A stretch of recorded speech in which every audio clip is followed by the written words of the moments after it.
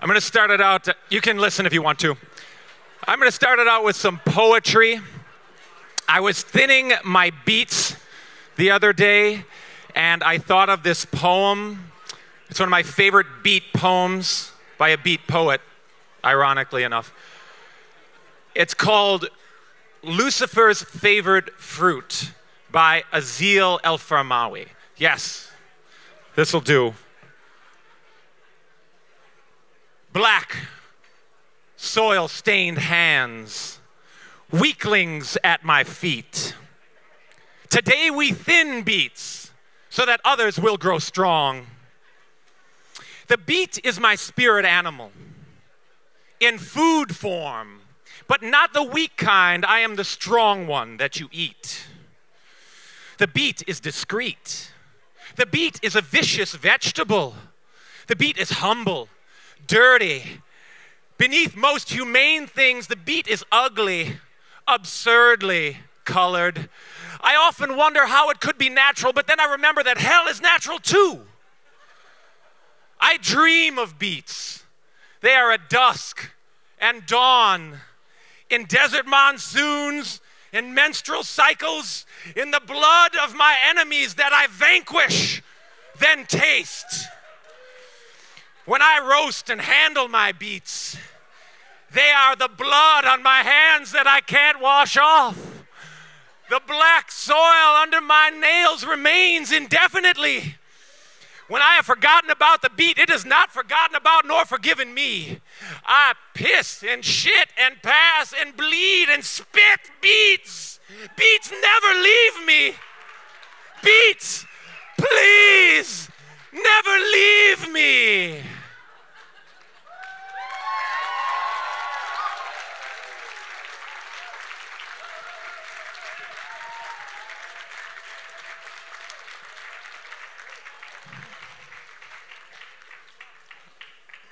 I love that poem. Okay. It's a beat poem. I spend a lot of time talking to my cows. Actually, it's more like a one-man ranted monologue, but they seem to be pretty receptive. And the other day I was out in the pasture moving them, and we worked up this little sketch. It's part of a series of sketches I have from a show I've created for myself called Local Food Live. And today's episode of Local Food Live is called Feeding the World Starts at Home, and it's starring Deborah, the extension agent. Hey, guys. It's a one-man show. Billy the cowboy. And the beginning farmer. How are y'all doing? This takes place not too far from here, based on a true story. My apologies to extension agents who I love. Hi, I'm Deborah from Extension, and I'd like to thank everybody for coming to our Ag Vision session for the county today. I'm not allowed to say anything offensive to anybody, no matter how desperately it needs to be said. I want to thank everybody for being here. John Daniels from Agland Real Estate, Lloyd Smith from Ag Tech Supply, Terry Michaels from the Ag Division of Too Big to Fail Financial, Brett Johnson from Single Seed Supplier, Tim Peterson from Cooperative Corp., Tim Johnson from Leveraged and Leased Implement Supply, John Anderson from Cargill, of course, Buck Williams from Tyson Foods, and Billy the Cowboy from Cowboy Dairies. Oh, and a new beginning farmer from Stony Acres Farm. Thanks for all being here. I prepared a couple of questions to get us going, so I'll partner you up to generate some discussion. And before we come back together, Billy, why don't you get together with the new farmer? New farmer, this is Billy. He has the biggest dairy in the county, so he's important and he has to be here. Tony is a new farmer, and he does this new kind of farming, Cisse, right? Cisse? CSA, Community Supported Agriculture. Yes. Okay, well, you two get started. Hey, thanks, Deborah. Man, isn't Deborah hot? So what do you do there, small fry? Corn? Beans? Both? I actually have a diversified vegetable operation, small grains, livestock, rotationally grazing, and I'd like to help more young farmers in the county transition and go organic. Organic? Well, that's cute, but that ain't going to feed the world. Oh, well, my wife and I are taking our farm in that direction in response to a lot of the concerns about agriculture that affect all of us and all of agriculture, like climate change. You can keep the change. I'm going to feed the world.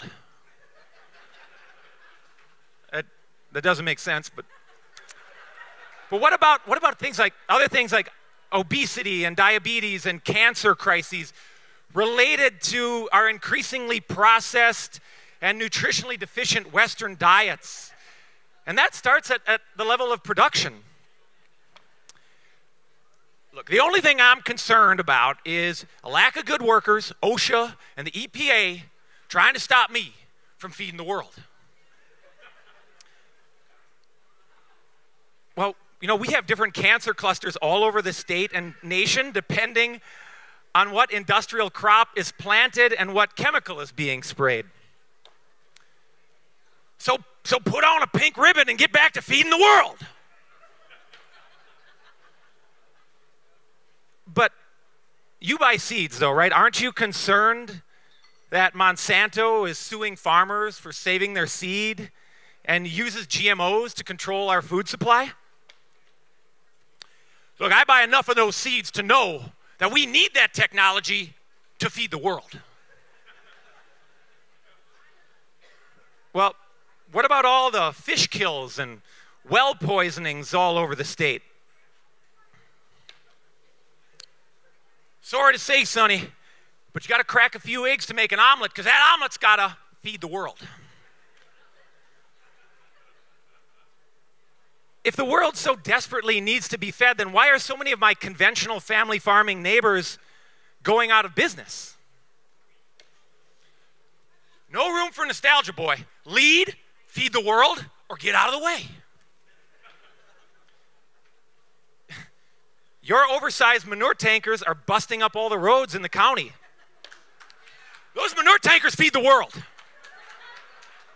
Besides, technology. 40% of corn went into ethanol production last year. We got to feed and fuel the world. Can't let the Arabs do it. 40% of food is wasted.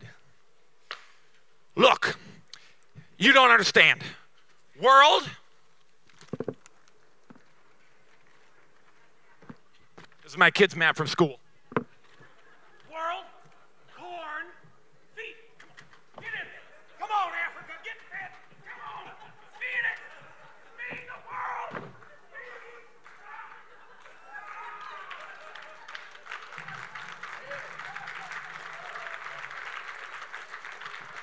Oh no, what happened? Who's going to feed the world? Maybe we can write a grant.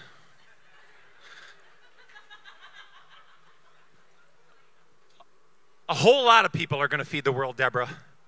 A whole lot of people. On next week's episode of Local Food Live,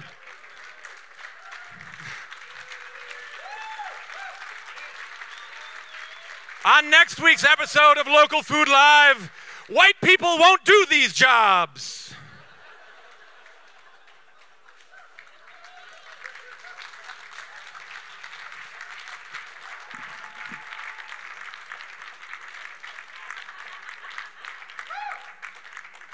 It's getting hot on the solstice. That's good. Things can grow finally in north central Wisconsin. My wife tried talking me out of doing that play because she said it was too corny.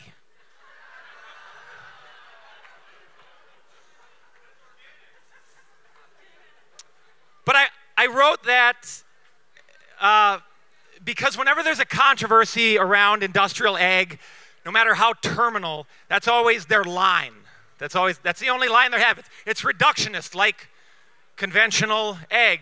Even their propaganda is reductionist. But they're reacting that way not only to protect their markets, but they know that there's another way of doing things. And factory farms and the struggle against factory farming and for family farming has allowed me to think about sustainability differently. I used to think of what is the opposite of sustainability? Exhaustion, right? But I've modified my thinking on that because if you've exhausted some resource, clearly the system was unsustainable a long time ago. So I've recently adjusted that juxtaposition, that opposition to sustainability, and I think that the opposite of sustainability is really domination. The opposite of sustainability is domination.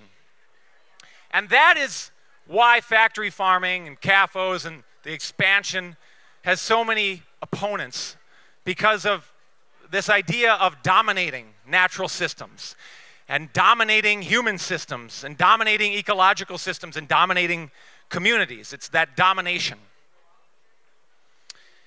The more they try to dominate an animal or a planet, though, the more nature tells them that they're wrong. And socially, many of their systems have already collapsed. The markets they have are monopolistic and exclusive. They make state policy that precludes their neighbors from having anything to do with their development. They hire consultants to spin their domination. And economically, they dominate and drain rural communities. I always ask people when I'm talking about this issue, what is better for a small rural community? One farmer with 3,000 cows or 50 families with 60 cows?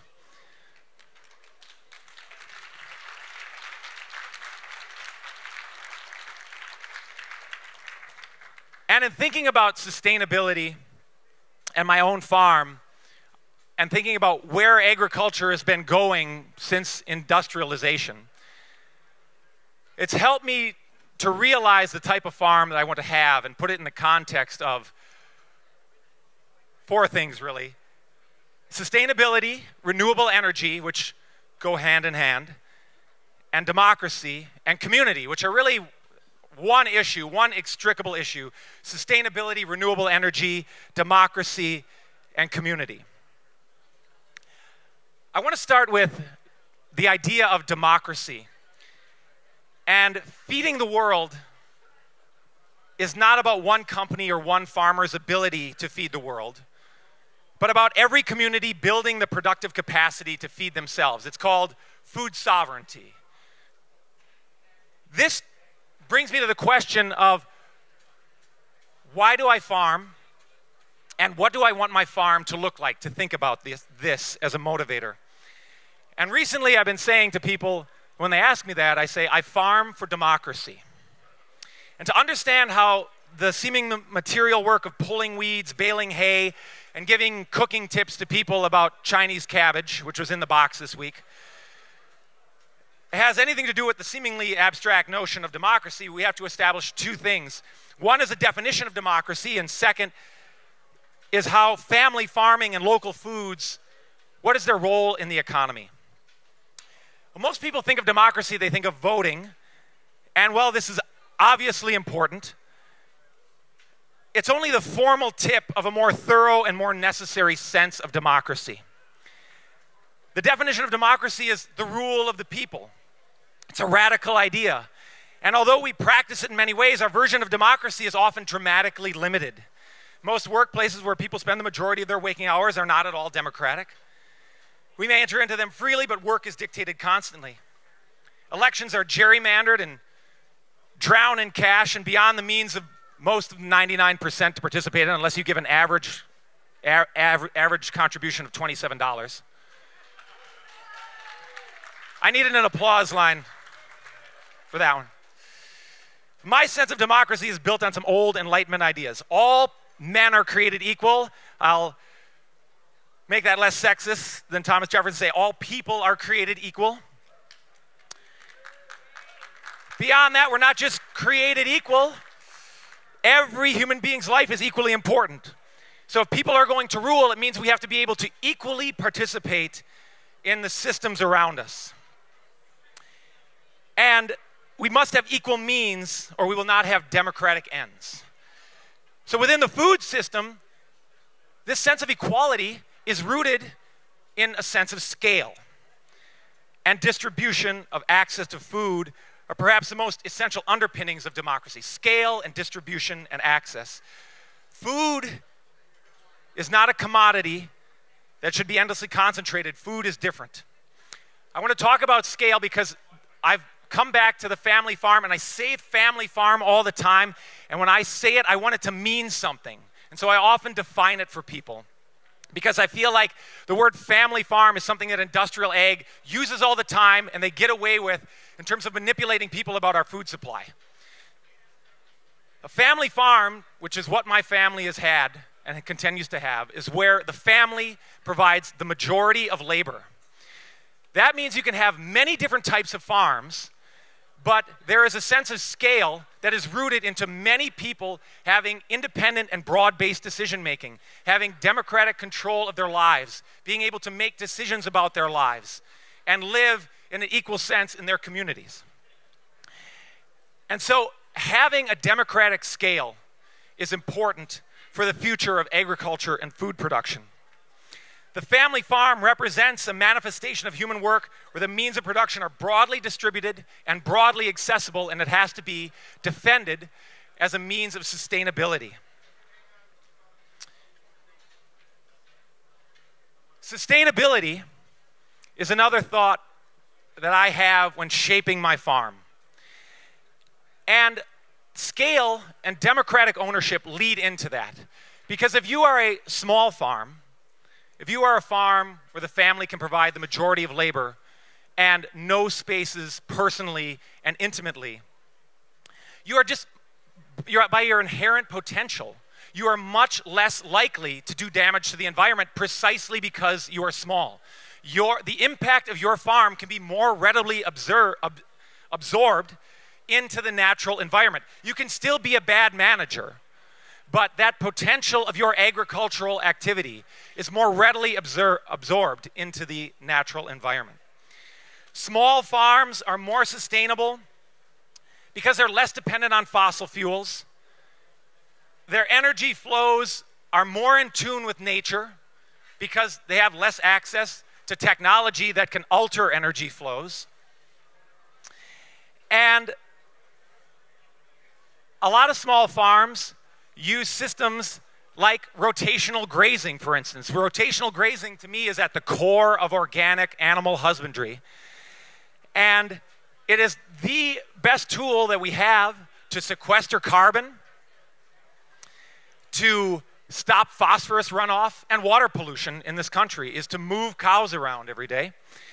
And in organic, we have a pasture rule that we follow because we want to embody this sustainability and make our practices the most sustainable that we can.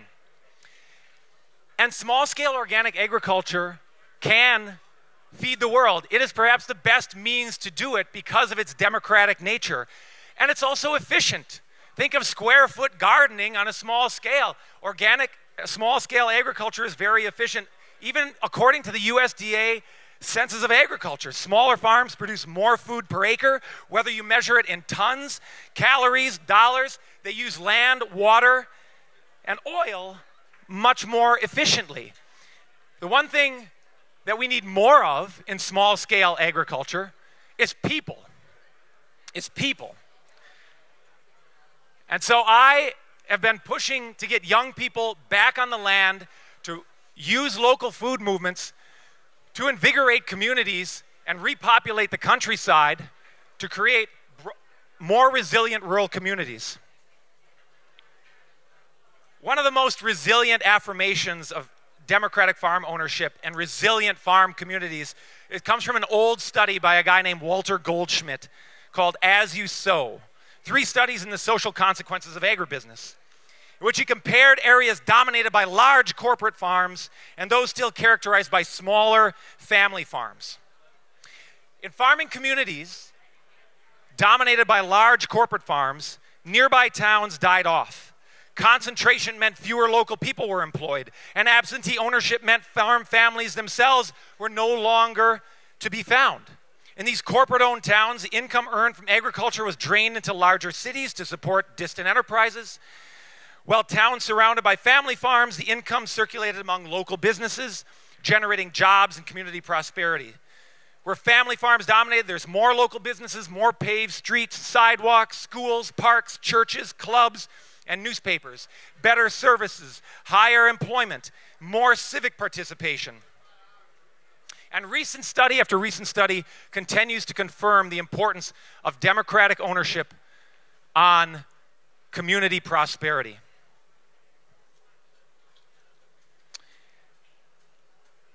I'm at the MREA, and I'm thinking about renewable energy, and this is one other thing that rural America is poised to harness: local food and renewable energy. One thing, because in rural America we've got big machine sheds that we can put up solar panels on, and we can put windmills in our pasture, and not even Scott Walker can create an ordinance to limit that. We can still do this because of our spatial capacity, and rural places are a more logical place to have a decentralized energy system. But as the MRE goes forward, and this has been what we've been doing in the past, we not only have to work to change our energy regime, but we have to work to keep this energy regime democratic and broadly held, democratically owned. Lots of people need to be participating in this. I was at the fair last year, and I heard one of the keynotes talking about the great successes of where renewable energy is going. And Germany is producing half of its electricity now from renewables, and the solar market is booming, 70% growth over the last 4 years. And these are all great things. And then he mentioned that Berkshire Hathaway, which is Warren Buffett's investment community, is making a major institutional investment into renewable energy. And this is a good signal because it signals the legitimacy of a new energy regime. But I also pause, it gave me pause, because we need to keep this movement broad and we need to keep it democratic. And if we've just gone from being serfs of the coal company to serfs of Warren Buffett's wind farm, it's not the best energy system that we can have. And so the MREA needs to continue to do this work, which it has, of keeping this movement broad and accessible and entertaining to people, and drawing people in who might be at the fringes of this movement, and broadening this to the mainstream, not just to change the energy regime, but to change it in a democratic way as well, because that's how we're going to have real change in our energy system.